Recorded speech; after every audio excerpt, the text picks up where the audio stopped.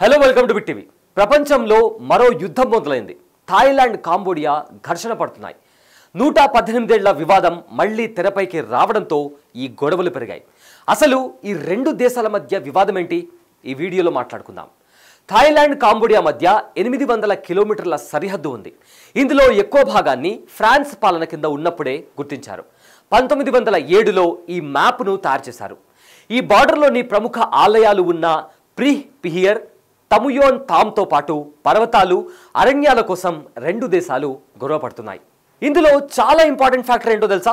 9వ శతాబ్దానికి చెందిన ప్రిహ్ విహియర్ దాన్ని ఖేమర్ పాలకులు నిర్మించారు.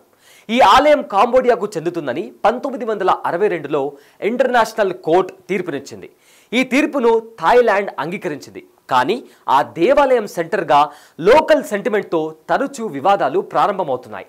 కాంబోడియా వినతి మేరకు 2008లో యునెస్కో ఈ ఆలయాన్ని ప్రపంచ వారసత్వ సంపదగా గుర్తించింది. దీనిని థాయిలాండ్ తీవ్రంగా వ్యతిరేకించింది. ఆ టైంలో కాంబోడియా చూపిన మ్యాప్లో తమ భూభాగాన్ని ఆక్రమించిందని థాయిలాండ్ ఆరోపించింది. ఈ ఆలయమే కాదు, తముమేన్ థామ్ పేరుతో పిలిచే ఇంకో గుడిపై కూడా వివాదం కొనసాగుతోంది. ఈ ఆలయానికి సమీపంలోనే దాడులకు పాల్పడుతున్నాయి ఇరు దేశాలు. భారతదేశాన్ని పాలించిన అప్పటి గుప్తులు, పల్లవులు ఈ ఆలయాన్ని నిర్మించినట్టు తెలుస్తోంది. దీనికి కారణం వీరి సామ్రాజ్యాన్ని థాయిలాండ్, కాంబోడియా వరకు విస్తరింపజేయడమే. పల్లవులు పాలించిన సమయంలో 11వ శతాబ్దానికి చెందిన ఖమేర్ అనే రాజు 3 హిందూ ఆలయాలను నిర్మించారు. ఈ ఆలయ సమీపంలోనే ఒక శివలింగాన్ని ప్రతిష్ఠించారు. సంస్కృత భాషల్లో కొన్ని శాసనాలను, హిందూ దేవత చిత్రాలను రూపొందించారు. ఈ ప్రాంతంలోని ప్రసత్తా ముయోమ్ థోమ్ అనే శివాలయాన్ని ఉదయాదిత్య వర్మన్ II అనే రాజు నిర్మించినట్లు శాసనాల్లో ఉన్నాయి. ఇక అసలు వివాదం ఎక్కడ తలెత్తిందంటే, ఈ ఆలయానికి కాంబోడియాకు మధ్య ఒక రహదారి ఉంది.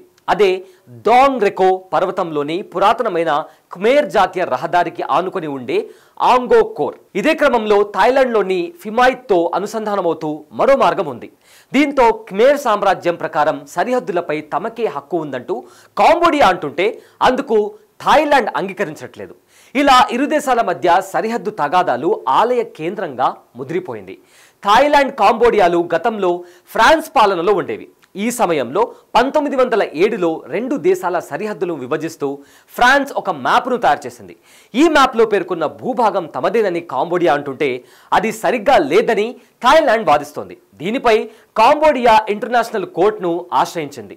1962లో కాంబోడియాకి అనుకూలంగా తీర్పు వచ్చింది. థాయిలాండ్ మాత్రం న్యాయస్థానాల తీర్పుతో ఏకీభవించడం లేదు. కాంబోడియాపై యుద్ధం చేస్తూనే వస్తోంది.